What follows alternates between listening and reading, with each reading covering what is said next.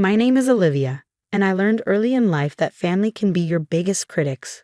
For years, I endured the sideways glances, the whispered comments, and the not-so-subtle jabs about my little online business. My sister Madison was always the star of the family, the golden child who could do no wrong. I still remember the day I told my family I was leaving my corporate job to start my own business. We were all gathered around the dinner table for Sunday dinner, a tradition my mother insisted on maintaining even though most of us had moved out years ago. "I'm starting my own company," I announced, trying to keep my voice steady despite my racing heart. "An e-commerce platform specializing in sustainable home goods." The silence that followed was deafening. My father's fork stopped midway to his mouth.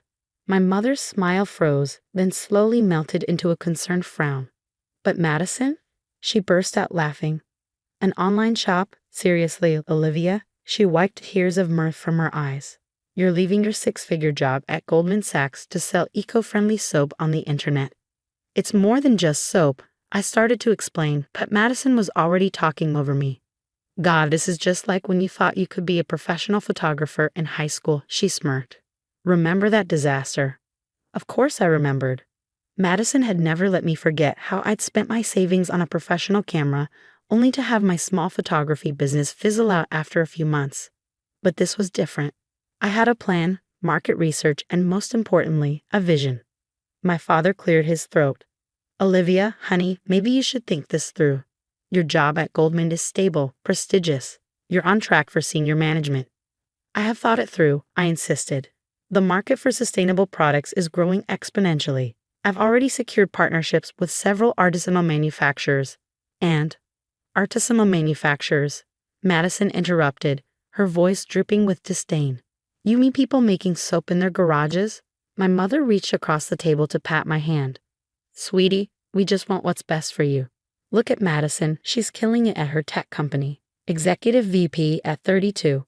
Now that's something to aspire to." I pulled my hand away, feeling that familiar ache in my chest. Madison had always been the family's measuring stick for success. Her prestigious MBA, her rapid corporate climb, her magazine-worthy wedding to a venture capitalist. Everything she did was perfect. "My decision is made," I said quietly but firmly. "I start next month." That was 3 years ago. 3 years of building my company, Eco Haven, from the ground up. 3 years of working 18-hour days, learning every aspect of e-commerce, and carefully cultivating relationships with sustainable manufacturers across the globe. 3 years of enduring my family's constant judgment and Madison's mockery. What they didn't know was that Eco Haven wasn't just an online shop. Behind the scenes, I had built a sophisticated platform that connected eco-conscious consumers with verified sustainable producers. We didn't just sell products. We created a marketplace that revolutionized how people bought and sold sustainable goods. But I kept that part quiet. Let them think I was just selling soap. Every family gathering became an exercise in restraint. Madison would inevitably steer the conversation toward her latest achievement, a major merger she was overseeing, a new office opening in Singapore, the tech magazine that featured her as one of 30 under 35 to watch. "How's your little shop doing, Olivia?" she asked, her voice sweet with fake concern. "Still managing to keep the lights on." I'd smile and give vague answers about steady growth and expanding product lines. Meanwhile, I was closing deals with major retailers, developing proprietary software for supply chain verification, and quietly buying up smaller competitors. Last month's Sunday dinner was no different. Madison swept in late, as usual, dressed in a designer suit that probably cost more than what she thought I made in a month. "Sorry I'm late," she announced, air-kissing everyone's cheeks. Board meeting ran long. "We're finalizing the details of our expansion into the Asian market." My mother beamed. "That's wonderful, darling." "Isn't that wonderful, Richard?" She prodded my father, who nodded appreciatively. "Very impressive," he agreed. "Your company's stock has been doing exceptionally well." Madison preened under the praise. "Well, leadership is all about vision and taking calculated risks. Speaking of which," she turned to me with that familiar condescending smile. "Poor Sarah, still running that pathetic online shop? You know, we're always hiring at TechFront. I could put in a good word for you. Get you a real job." I took a sip of wine to hide my smile. If only she knew that her company's recent success was partly due to the e-commerce management software I get license from one of my shell companies. Thanks, but I'm doing fine, I replied mildly. Madison laughed. Fine? Honey, you're 35, single and selling organic dish soap on the internet. That's not fine, that's. She gestured vaguely with her wine glass, settling. Our mother jumped in, ever the peacekeeper.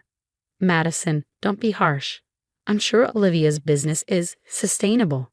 She said the word like it was foreign, throwing me what she probably thought was a supportive smile.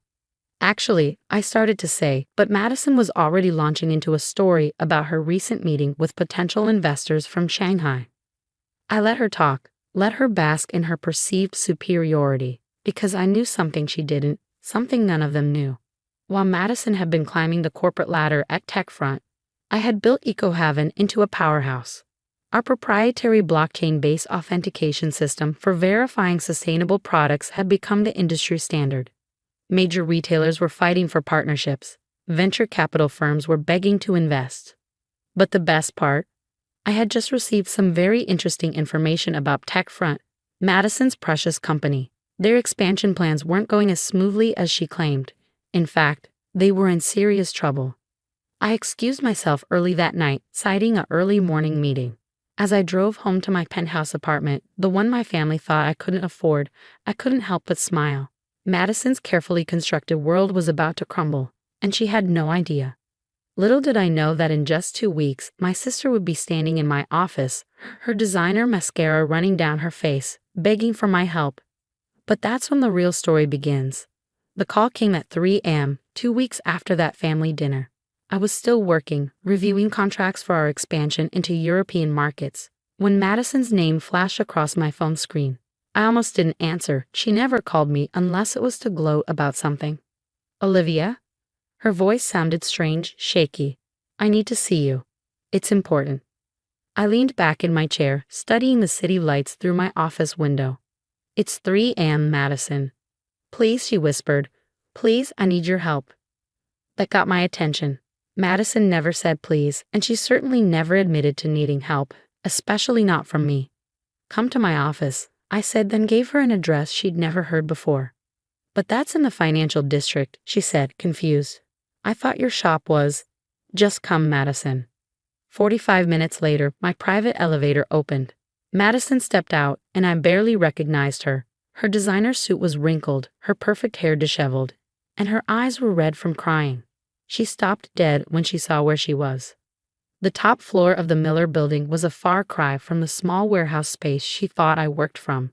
Floor-to-ceiling windows offered a panoramic view of the city. The reception area alone was bigger than her entire office at TechFront. I don't understand, she stammered. What is this place? I stood up from behind my desk. Welcome to EcoHaven's global headquarters. She walked forward in a daze, taking in the sleek modern design, the massive screens displaying real-time data from our global operations, the rows of awards and recognition plaques on the walls. This is impossible, she whispered. You sell soap on the internet. No, Madison.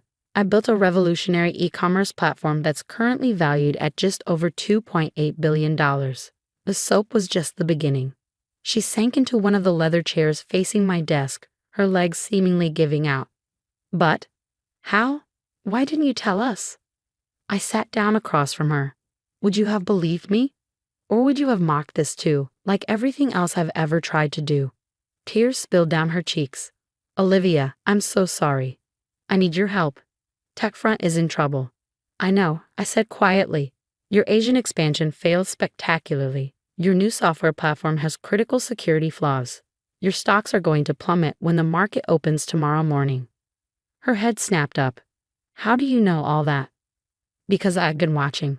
I know about the corners you cut, the safety protocols you ignored, the financial reports you fudged. Did you really think nobody would notice? We can fix it, she said desperately. We just need time. And money. $10 million would be enough to patch the security holes and keep us afloat until we can recover. I opened my laptop and turned it to face her. On the screen was her company's complete financial situation, far worse than even she knew. $10 million wouldn't even begin to fix this, Madison. Your company needs closer to 50 million to survive. And that's assuming you can rebuild your entire security infrastructure in less than a month. She stared at the screen, her face growing paler.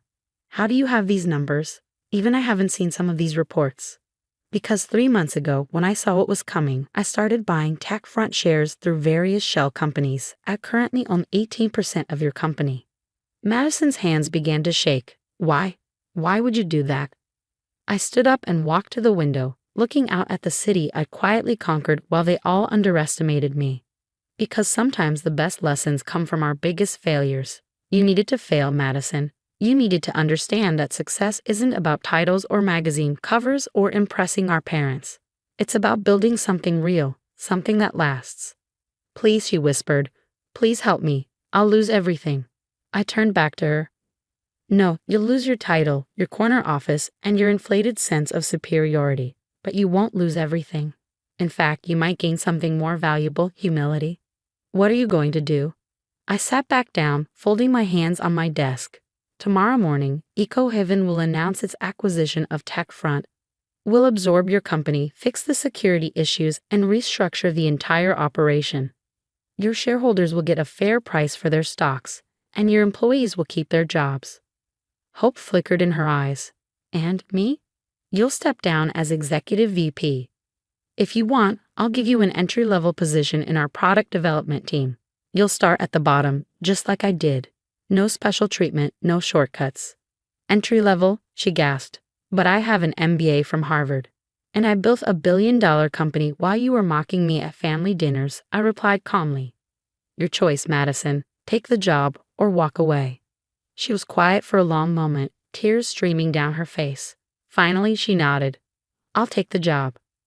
Good. One more thing, you'll tell our parents yourself. About TechFront's failure, about my success, all of it.